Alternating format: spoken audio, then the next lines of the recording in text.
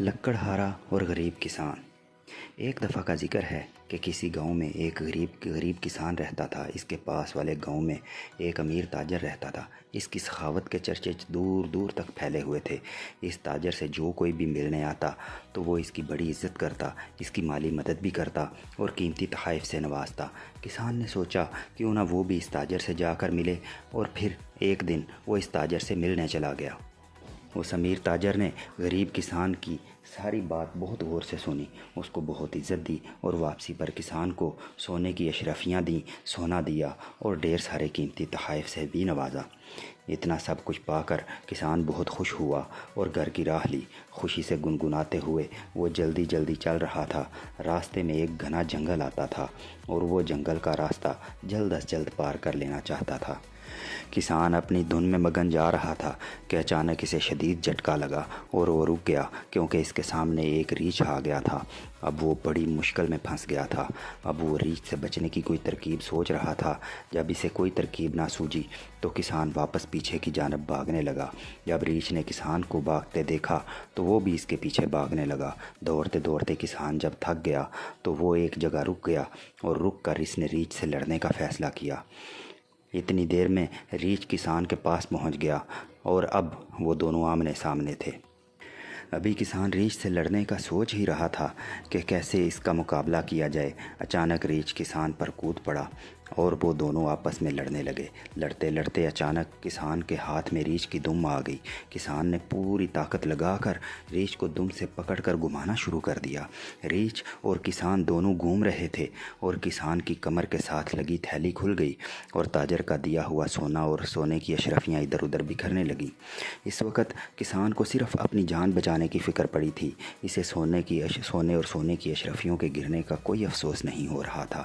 وہ بس کسی صورت بھی اس ریچھ سے چھٹکارا پانا چاہتا تھا، لیکن وہ دل میں یہی سوچ رہا تھا کہ اگر اس نے ریچھ کی دم چھوڑ دی تو وہ اس کو جان سے مار ڈالے گا، اور یہی سوچ کر وہ ریچھ کو گول گول گھماتا جا رہا تھا تاکہ اس کی جان بچی رہے۔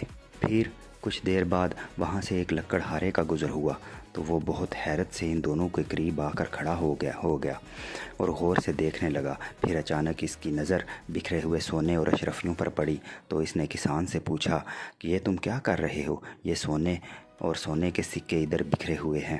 لکڑہارے کی آواز سن کر کسان نے اس کی طرف دیکھا۔ اس نے ایسے ہی گھومتے ہوئے لکڑہارے کو دیکھا تو وہ سونے کے سکوں کو بڑی غور سے لالچ بھری نظروں سے دیکھ رہا تھا۔ تو اچانک کسان کے ذہن میں ایک ترکیب آئی اور وہ لکڑہارے سے مخاطب ہوا کہ یہ سارا سونا اور اشرفیاں اس ریچھ کی دم کو پکڑ کر گول گول گھمانے سے نکلے ہیں۔ اب تم سناؤ، تم یہاں کیسے آئے ہو؟ لکڑہارے کے دل میں لالچ آ چکا تھا۔ اس نے کہا بھائی صاحب یہ چھوڑیں کہ میں یہاں کیسے، بس اب آپ یہ ریچھ کی دم مجھے پکڑا دیں تاکہ میں بھی کچھ سونا حاصل کر لوں۔ آپ نے تو کافی سارا نکال لیا ہے۔ اب کسان کچھ دیر دکھاوے کے لیے انکار کرتا رہا، لیکن لکڑہارا بہت زیادہ لالچ میں آ گیا اور اس کی منتیں کرنا شروع کر دی۔ آخر کسان نے ریچھ کی دم لکڑہارے کے ہاتھ میں پکڑا دی اور اپنی اشرفیاں اور سونا اکٹھا کر کے کیا اور جلدی سے ایک درخت پر چڑھ گیا۔ لکڑہارا جب ریچھ کو گھما گھما کر تھک گیا اور اس نے دیکھا کوئی سونا بھی نہیں نکل رہا، اچانک لکڑہارا گر کر ایک پتھر سے جا لگا اور ریچھ بھی گول گول گھوم کر چکرا گیا ہوا تھا۔ جو ہی وہ آزاد ہوا تو وہ گرتا پڑتا وہاں سے بھاگ گیا۔ کسان درخت سے نیچے اترا اور لکڑہارے کو اٹھا کر اپنے گھر لے گیا اور حکیم کو بلوا کر اس کی مرہم پٹی کی۔ جب لکڑہارے کو ہوش آیا تو کسان نے اسے سب سچ سچ بتا دیا اور لکڑہارا اپنی اس حرکت پر شرمندہ ہو گیا اور سوچنے لگا اس وقت مجھے کسان کی مدد کرنی چاہیے تھی، نہ کہ لالچ۔ تو عزیز دوستو، ہمیں چاہیے کہ اگر کوئی مصیبت میں ہو تو اس کی بغیر کسی لالچ کے مدد کریں۔